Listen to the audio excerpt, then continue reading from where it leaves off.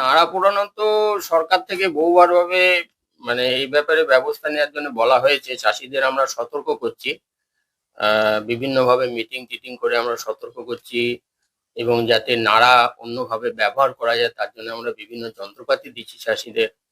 এখন খুব রিমোট জায়গায় কোনো কোনো জায়গায় এরকম চাষিরা করে ফেলেন, সেগুলো সবসময় নোটিফাই করা যায় না।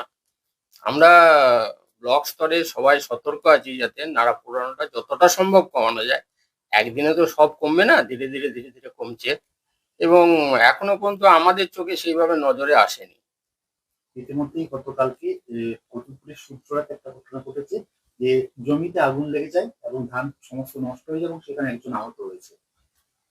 সেটা কি নাড়া পোড়ানোর জন্য হয়েছে না এবারে যেটা হয়েছে আমি দেখলাম দু একটা জায়গায়, সেটা হচ্ছে যে দানাতে ধান পড়ে যাওয়ার পরে যারা ধানের জোরটা কেটে নিয়েছে, শেষ পর্যন্ত আর মানে পুরো নাড়াটা কাটতে পারেনি, তারা হয়তো মনে করেছে যে এটা পুড়িয়ে দিলে ভালো হবে। গত বছরের তুলনায় এই বছরের তফাৎটা সেই জায়গায় যে ওই যে কিছুটা খড় রয়ে গেল সেটা হয়তো তারা পুড়িয়ে দিয়েছে। এবার ঘটনাটা কি ঘটেছে আমার এখনো জানা নেই, আমি আজকে খবর নিয়ে জানছি। যারা নাড়া পোড়াচ্ছে তাদের বিরুদ্ধে আপনারা ব্যবস্থা নেবেন? যারা নাড়া পড়েছে তাদের যদি আমরা মানে সঠিক মানে আইডেন্টিফাই করতে পারি তাহলে অবশ্যই ব্যবস্থা নেব। সরকার যা নির্ধারিত আইন আছে সেই অনুযায়ী ব্যবস্থা নেব। কি ক্ষতি হতে পারে?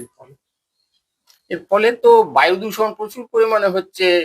আপনারা দেখবেন দিল্লি হরিয়ানার যে সংলগ্ন এরিয়া যেমন হচ্ছে, বায়ু দূষণ প্রচুর পরিমাণে বাড়ছে, ছোট ছেলেদের শ্বাসকষ্ট বাড়ছে, বয়স্ক মানুষদের শ্বাসকষ্ট বাড়ছে, বাতাসে পলিউটেন্ট মেটেরিয়ালস প্রচুর পরিমাণে বেড়ে যাচ্ছে। হ্যাঁ, এইরকম মানে পলিউশনের যে সমস্ত ক্ষতিকর দিক সেগুলো হচ্ছে।